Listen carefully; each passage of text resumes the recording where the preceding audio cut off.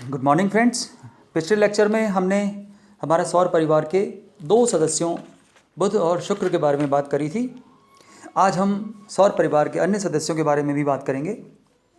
Friends, हम सबसे पहले हमारे सौर परिवार का जो प्रमुख सदस्य है जिस पर हम रहते हैं अर्थात पृथ्वी, उसके बारे में आज बात करेंगे।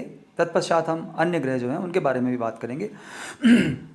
फ्रेंड्स, पृथ्वी जो है वो सौर परिवार में सूर्य से दूरी के क्रम में तीसरे स्थान पर आता है, अर्थात बुध, शुक्र एवं उसके पश्चात पृथ्वी। फ्रेंड्स, पृथ्वी जो है अपने अक्ष पर जो है वो लगभग 24 घंटे में एक घूर्णन पूरा करती है और पृथ्वी की इस गति को ही हम क्या कहते हैं? रोटेशन कहते हैं। अर्थात पृथ्वी अपने अक्ष पर लगभग 24 घंटे में एक चक्कर पूरा कर लेती है और इस चक्कर को ही हम रोटेशन या घूर्णन कहते हैं।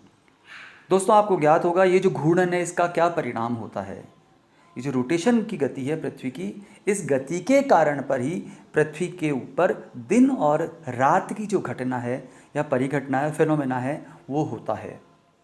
और कैसे होता है अभी इस पर हम थोड़ा सा चर्चा करेंगे कि जो भाग सूर्य के सम्मुख होता है, अर्थात जिस भाग को सूर्य का जो विकिरण है, सोलर रेडिएशन है, वो मिल रहा है, उस भाग को पर दिन होता है, जबकि जो विमुख भाग होता है जिसको सूर्य विकिरण नहीं प्राप्त होता है उस पर अंधकार होता है, इसलिए उसको हम क्या कहते हैं? रात कहते हैं।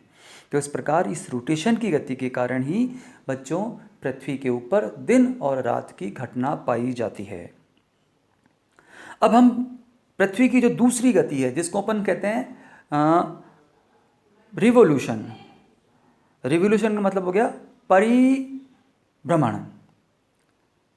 इस रिवोल्यूशन की जो घटना है, ये घटना पृथ्वी सूर्य के चतुर्दिक जो एक चक्कर पूरा कर लेती है, उस एक चक्कर की परिघटना को हम रिवोल्यूशन या परिभ्रमण कहते हैं। और फ्रेंड्स, ये जो समय है जो पृथ्वी सूर्य का एक चक्कर पूरा करने में लेती है, एक परिक्रमा पूरा करने में लेती है, जिसको हम परिक्रमण परिभ्रमण दोनों ही के शब्दों में विमुख करते हैं, इसमें पृथ्वी समय लेती लगभग 1 वर्ष, 365 दिन और इसके अतिरिक्त 1/4 दिन अतिरिक्त, लगभग 365 दिन जो है वो उसमें सूर्य की पृथ्वी क्या करती है? परिक्रमा करती है। और फ्रेंड्स, हम आपको एक बात और बता दें कि सूर्य के चतुर्दिक पृथ्वी जो परिक्रमा कर रही है उसका अपना एक निश्चित कक्ष है, ऑर्बिट है, और ये जो ऑर्बिट है वो एलिप्टिकल है, अंडाकार है, अर्थात पृथ्वी अंडाकार मार्ग पर सूर्य के चारों तरफ परिक्रमा करती है। और पृथ्वी जब सूर्य के चारों तरफ अंडाकार मार्ग पर परिक्रमा कर रही है और सूर्य उसके केंद्र में नहीं होकर बल्कि थोड़ा सा एक तरफ है, इसी कारण वर्ष में एक बार पृथ्वी सूर्य के निकटतम होती है और एक बार पृथ्वी सूर्य से सुदूरतम होती है। अर्थात in a year once earth is closest to sun and once earth is farthest to the sun. Average जो डिस्टेंस है पृथ्वी का सूर्य से वो लगभग 14.88 करोड़ किलोमीटर दूर है। जब पृथ्वी सूर्य के निकटतम होती है उस अवस्था को हम कहते हैं उपसौर, पेरिहेलियन। पेरिहेलियन जो है वो 14.56 करोड़ किलोमीटर की दूरी होती है। अर्थात पृथ्वी जब सूर्य के निकटतम होती है उस अवस्था को हम कहते हैं उपसौर यानी पेरिहेलियन। जबकि पृथ्वी सूर्य से जब सुदूरतम होती है, फारदेस्ट होती है, वह अवस्था होती है एपहेलियन, अर्थात अपसौर। और ये जो अवस्था है, इस अवस्था में सूर्य और पृथ्वी के मध्य दूरी लगभग 15.2 करोड़ किलोमीटर की हो जाती है। फ्रेंड्स, उपसौर और अपसौर की परिघटनाएं एक वर्ष में एक बार ही होती हैं।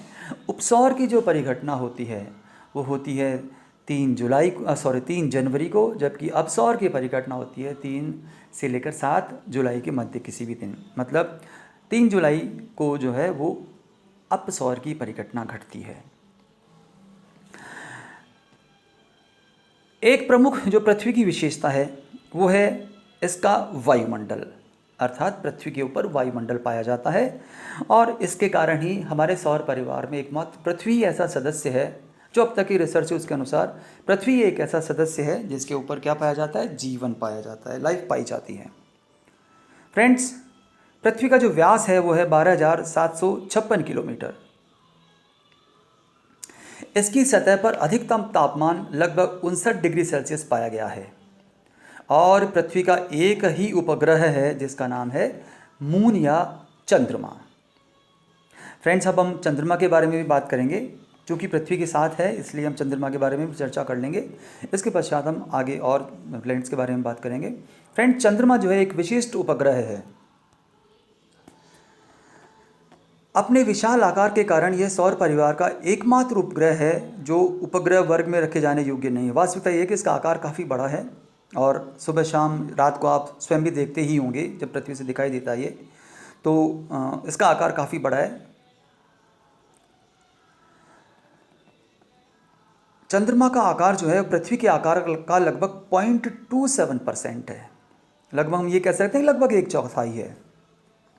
चंद्रमा का धरातल फ्रेंड्स अत्यंत ऊबड़ खाबड़ है और इस पर विशालकाय क्रेटर जो हैं, क्रेटर आप जानते हैं ज्वालामुखी की जो मुख होता है उसको हम क्रेटर कहते हैं। तो इनमें से अधिकांश क्रेटर उल्कापातों की निरंतर वर्षा के कारण उत्पन्न हुए हैं। देखिए, क्रेटर जो है वो ज्वालामुखी के उद्भेदन से उत्पन्न नहीं हुए, बल्कि जो उल्कापिंड हैं उन उल्कापिंडों के जो उल्कापात हैं उनके थ्रू ये क्रेटर्स जो हैं वो निर्मित हुए हैं। यहाँ पर विभिन्न आकार के ये जो क्रेटर्स हैं, चंद्रमा की सतह पर ऊंची नुकीली शिखरों वाले पर्वत भी पाए जाते हैं, जिनमें कई जो हैं वो पर्वत 6000 मीटर से भी ऊंचे हैं। सर्वाधिक ऊंचा जो पर्वत है चंद्रमा का, फ्रेंड्स बहुत इंपॉर्टेंट है, ध्यान दीजिएगा, चंद्रमा के दक्षिणी ध्रुव के निकट है और उसका नाम है लिबनित्ज पर्वत है। लिबनित्ज माउंटेन जो है वो हमारे माउंट एवरेस्ट जो है उससे भी ऊंचा है फ्रेंड्स, लगभग 10,660 मीटर की हाइट है। ये जो लिबनित्ज माउंटेन है ये चंद्रमा पर दक्षिणी ध्रुव पर पाया जाता है, इसलिए बहुत इंपॉर्टेंट प्रश्न है, एग्जाम की दृष्टि से इस पर ध्यान दीजिएगा आप लोग। मित्रों, चंद्रमा पर वायुमंडल जो है उसका अभाव पाया जाता है, क्योंकि चंद्रमा की गुरुत्वाकर्षण शक्ति जो है, ग्रेविटेशनल फोर्स है, वो कमज़ोर है, बहुत कमज़ोर है और वो गैसों को बांधकर नहीं रख सकता है। और चंद्रमा पर चूंकि वायु नहीं है इसलिए वहाँ पर साउंड भी नहीं है, ध्वनि भी नहीं है। इसलिए यदि आपसे कोई ये पूछे कि क्या चंद्रमा पर ध्वनि होती है तो उत्तर होगा नहीं। और क्यों नहीं? क्योंकि वहाँ पर क्या नहीं है, वायु नहीं है, एयर नहीं है। फ्रेंड्स, यहाँ पर तापमान में भी बहुत इनइक्वालिटीज़ या अतिशयताएँ पाई जाती है। दिन के समय तापमान लगभग 100 डिग्री सेल्सियस तक पहुँच जाता है, तो रात्रि के समय तापमान लगभग 180 डिग्री सेल्सियस तक गिर जाता है।